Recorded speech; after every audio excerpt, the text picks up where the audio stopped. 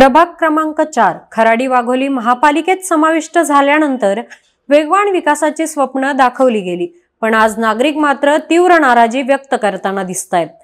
ग्रामपंचायतीच्या काळात तरी व्यवस्था चांगली होती असा सूर सातत्याने लोकांच्या तोंडून ऐकू येतोय।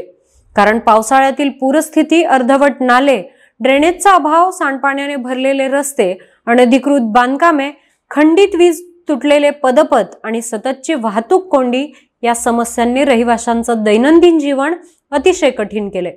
वाघोलीतील स्मशानभूमीचा प्रश्न, बंद पडलेले सीसीटीव्ही आणि तुटके अंतर्गत रस्ते या सर्वांनी स्थिती अधिकच बिकट केली आहे। पुणे नगर महामार्गावरील अतिक्रमण हटवण्याचे आदेश देऊनही पूरस्थिती काही दिवसातच पूर्ववत झाली। वाहतूक कोंडीमुळे नागरिकांचा संयम तुटू लागलाय। पाणी पुरवठा अत्यंत अपुरा असून अनेकांना टँकरवर अवलंबून राहावं लागते। काही परिसरात दररोज पाण्यासाठी वणवण करावी लागते। वाढत्या अनधिकृत बांधकामांमुळे पायाभूत सुविधांवर ताण निर्माण झाला आहे आणि त्याकडे प्रशासन पूर्णपणे दुर्लक्ष करते असा आरोप रहिवाशांकडून होतोय। वाघोलीत सार्वजनिक शौचालये, क्रीडांगणे, जलतरण तलाव यांसारख्या मूलभूत सुविधांचा पूर्णपणे अभाव जाणवतो। अहिल्यानगर महामार्गावर स्कायवॉकची मागणी अनेक वर्षांपासून प्रलंबित असून महिला आणि लहान मुलांना रस्ता जीव मुठीत घेऊन पार करावा लागतोय। याच भागात वारंवार अपघात होतात। खराडी आयटी पार्क विकसित भाग वाटत असला तरी पाण्याचा प्रश्न इथेही तीव्र आहे। सोसायट्यांना पाण्यासाठी कोट्यवधी रुपये द्यावे लागतात आणि टँकर लॉबी पाणी टंचाई कृत्रिमरित्या निर्माण करत असल्याचा आरोप नागरिकांनी केलाय।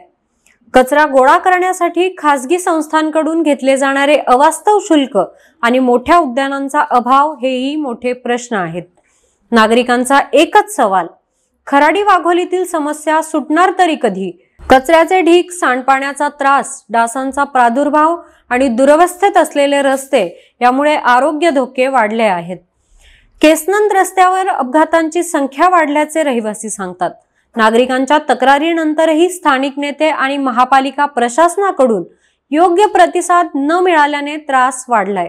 तर दुसरीकडे काही अधिकारी पाणी पुरवठ्यासाठी 50% 17 कोटींची ड्रेनेज कामे आणि नंदनवन उद्यानासारखे प्रकल्प सुरू असल्याचे सांगतात। मात्र नागरिकांच्या मते प्रत्यक्ष परिणाम अजूनही दिसत नाहीये। राजकीय समीकरण पाहता प्रभाग क्रमांक 4 मध्ये यंदा तिरंगी लढत रंगण्याची शक्यता आहे।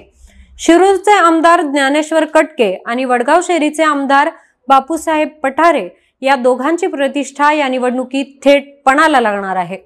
2017 मध्ये भाजपची लाट असतानाही राष्ट्रवादीने 4ही जागा जिंकल्या होत्या। मात्र आता पठारे कुटुंबातील काही सदस्य भाजपात जाण्याची शक्यता भक्कम असल्याने राजकीय चित्र पूर्णपणे बदलू शकतं।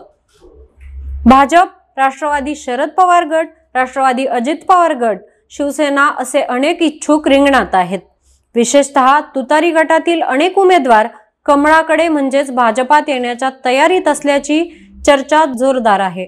या प्रवेशावरच खराडी वाघोलीतील संपूर्ण निवडणूक समीकरण ठरणार आहे। प्रशासनाची उदासीनता, नागरिकांचा रोष आणि बदलत्या राजकीय परिस्थितीच्या मध्यभागी उभा असलेला प्रभाग क्रमांक 4 या निवडणुकीत निर्णय देणार आहे की नागरिकांना योग्य प्रतिनिधित्व मिळते का आणि खराडी वाघोलीचा विकास कागदावरून प्रत्यक्षात उतरणार का।